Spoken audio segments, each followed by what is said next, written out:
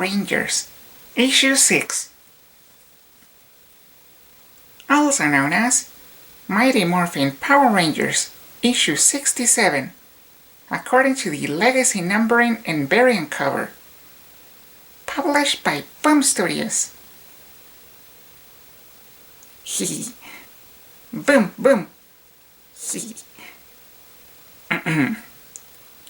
This is part 2 of the Astronema and Ecliptor story.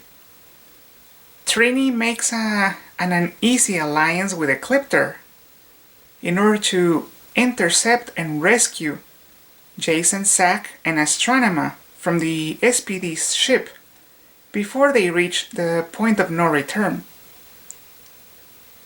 Jason also gets to know Astronema, and the latter ends up showing signs of her character as we originally knew her in Power Rangers in Space, which takes place 4 years after the events of this story.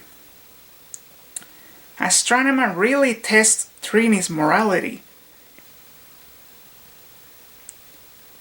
and we begin to see how after this adventure the Omega Rangers are not going to be able to return to their old lives, seeing how they keep being forced to make questionable choices that make them outlaws. That makes me suspect and outright confirm that the events of the miniseries Mighty Morphin Power Rangers Pink are no longer canon. This is thanks to the Shatter Grid event, which rebooted the universe. In the Pink miniseries, which had it been canon would have taken place 1 year after the Omega Rangers adventure, we saw Zack and Trini reuniting with Kimberly in France and joining her makeshift team of Power Rangers in order to assist Soren's Rangers on the moon. Because of it no longer being canon, things will be much different now for Zack and Trini. I actually have a theory. My new theory is that instead of the events of Pink, what is going to happen now is that Kimberly is still going to leave the Power Rangers team in order to move to France, or so she claims. But what's going to be different now is that Kimberly is going to leave the team and probably join Matthew Cook on Power Ranger Adventures. The two of them are probably going to join Trini and Zack and become their own team. As for Jason, well, Jason has to leave the Omega Rangers at some point, because in the original timeline and in subsequent timelines, it is very important for Jason to become the Gold Ranger in the Power Ranger Seal. So, for sure, Jason is going to become the Gold Ranger.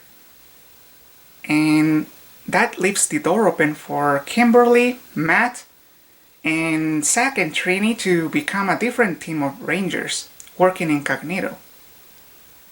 That will actually be pretty cool, in my opinion. I will even be happy if Billy ends up joining that team, because pretty much all of those characters I listed, they disappear right around the time of Seal and after Seal. So we never see Billy again. We never see Zack, nor Trini. We never see Kimberly either.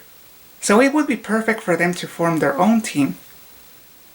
And since Matt is not going to show up anytime soon because he's an original creation, it would make sense for him to join those other characters in a different team, the successors to the Omega Rangers. What do you think? Do you like my theory? Let me know in the comments below. Okay, back to the review. The artwork was very inconsistent, and it had to do a big part because we had a guest artist for the first 2 pages. I didn't like the guest artist at all. Her artwork was ugly, and the colors were so muddled. Fortunately, Francesco Mortarino's art was great as usual. He seemed to improve over the tiny flaws that he had in the previous issue. The story was a lot of fun, and it felt like an episode of Power Rangers Lost Galaxy, thanks to its more action-packed and darker tone, which was fitting of Lost Galaxy. I loved it. So, final rating? Munch it!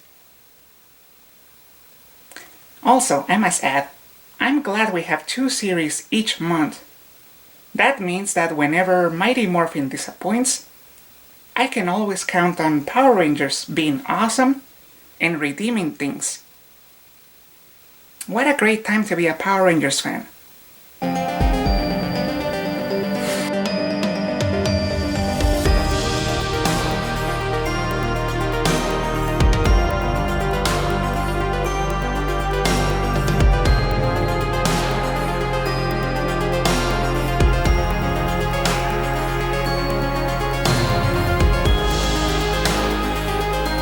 Thank you for watching.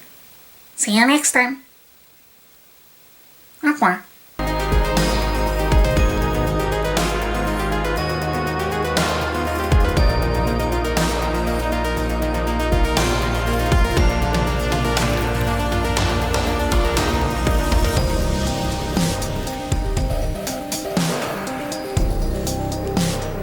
Night night.